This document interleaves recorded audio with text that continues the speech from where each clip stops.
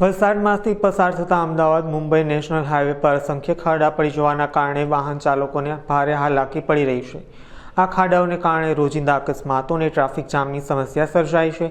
હાઈવેની આ ખરાબ હાલત અંગે નેશનલ હાઈવે ઓથોરિટી સામે વાહન ચાલકોમાં ભારે રોષ જોવા મળ્યો હતો। વાપી નજીક બગવાડા ટોલનાકા પર વાપી, દમણ અને સેલવાસ ટેક્સી એસોસિએશન અને ટ્રાન્સપોર્ટરો દ્વારા ચક્કાજામ કરવામાં આવ્યો હતો। તેમણે વાહનો રોકવાનો પ્રયાસ કર્યો હતો, જેના કારણે થોડા સમય માટે હાઈવે પર ટ્રાફિક જામ સર્જાયો હતો। જો કે પોલીસ દ્વારા તાત્કાલિક ઘટના સ્થળે પહોંચી અને સમજાવટથી મામલો શાંત પાડ્યો હતો। વલસાડ જિલ્લામાંથી પસાર થતા આ હાઈવે પર દર વર્ષે ચોમાસામાં અસંખ્ય ખાડાઓ પડી જાય છે। ખરાબ હાઈવેના કારણે અકસ્માતો અને કલાકો સુધી ટ્રાફિક જામમાં ફસાવાના કારણે વાહન ચાલકોને ભારે મુશ્કેલી પડી રહી છે। ટેક્સી એસોસિએશન દ્વારા જ્યાં સુધી ખાડા પૂરવામાં ન આવે ત્યાં સુધી ટોલ પણ વસૂલવામાં ન આવે તેવી માંગ કરવામાં આવી છે। અમારા લોકોની માંગ એક જ છે, કાં તો ટોલ બંધ કરો, કાં તો પછી રોડ ક્લિયર કરો ને રોડ જે બી જેટલા ખાડા છે એ ખાડા કમ્પ્લીટ કરો। હવે અહીંયાના જે બી NHIના આ છે એમને વાત કરી તો આ એમ કહે છે કે 45 ડેઝ। હવે આ 45 ડેઝની અંદર આ લોકો ત્યાર સુધી જેટલા લોકોનું એક્સિડન્ટ થશે, કોઈ મરી ગયું, ગમે તે થયું, તો એનો જવાબદાર કોણ? એટલે એનું જ જવાબ માંગવા માટે અમે આજે અહીંયા આંદોલન કર્યું છે। નુકસાન તો બહુ ભારી માત્રામાં થાય છે। ધંધાકીય નુકસાન થાય, ગાડીનું નુકસાન થાય છે, પ્લસ સમય બગડે છે, એક્સિડન્ટ।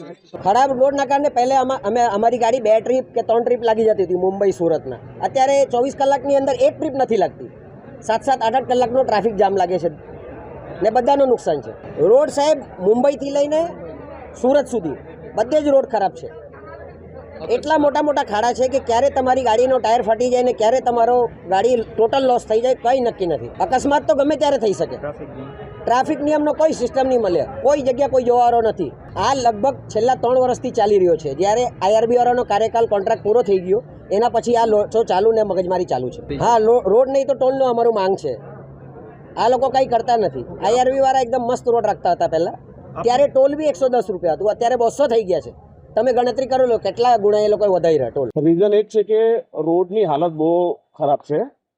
આપણું આ વલસાડ ડિસ્ટ્રિક્ટ મહારાષ્ટ્રમાં એન્ટર થવાનો પહેલો જિલ્લો લાગે છે ગુજરાતમાં, ને અહીં રોડની હાલત એટલી ખરાબ છે કે અમે વાપીથી સુરત જવામાં અમને 4 કલાક લાગે છે।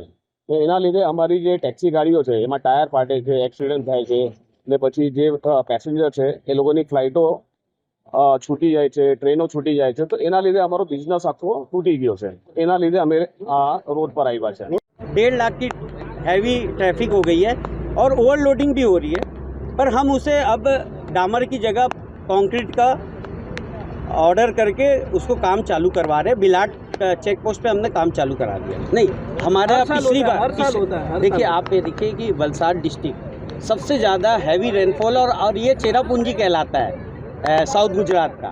उसमें कई स्पॉट पे हमारे रिपीटेड डैमेजेस होते हैं, पर हमने उसे पिछले साल जो हमारे पास क्वांटिटी थी DVMDC से किया था हमने काम, पर इस बार हमने भारत सरकार से अप्रूवल लेके उसे कंक्रीट का रोड उन जगहों पे जहाँ पर ये बार डैमेज हो रहा है उसे कंक्रीट का कर रहे हैं। नहीं, सेलेक्टिव लोकेशन से आप देखिएगा, आप यदि आप जाओगे तो जहाँ पर अनऑथराइज एक्सेस है और लोगों का पानी का ब्लॉकेज है, जैसे होटल हमारे ड्रेन के ऊपर मिट्टी भर, वहाँ पर रोड में पानी रुक जाता है, जिसके कारण हमारी बरसात में रोड खराब। अभी आप मुझे अभी पूछ रहे हैं, और पूरे बरसात के पहले तो रोड में कहीं भी कोई खाड़े नहीं थे। आप ये बात मानिए, बरसात में कहीं पर ब्लॉकेज है।